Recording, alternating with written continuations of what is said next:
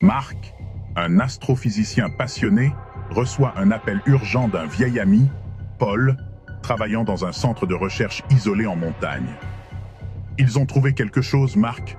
Ce n'est pas de ce monde, » dit Paul, avant que la ligne ne coupe brusquement. Intrigué, Marc se rend au centre, situé dans une région reculée et entourée de falaises. À son arrivée, le bâtiment semble désert. Les lumières clignotent et une odeur métallique flotte dans l'air.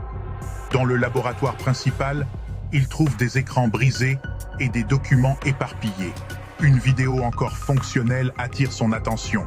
Elle montre des scientifiques en panique, parlant d'un objet tombé du ciel, suivi d'une créature qu'ils n'arrivent pas à contenir. Marc entend un bruit sourd derrière lui. Il se retourne, mais il n'y a personne. Cependant, des marques de griffes, profondément gravées dans les murs, témoignent d'une présence inquiétante. Un cri déchire le silence. Il vient du couloir. Marc s'y engage, mais trébuche sur un corps inerte.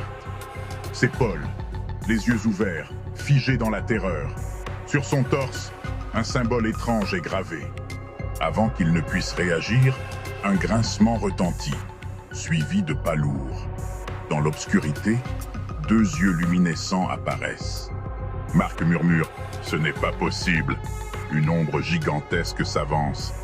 L'ombre gigantesque s'avance, révélant une créature terrifiante et surnaturelle qui fait frémir Marc.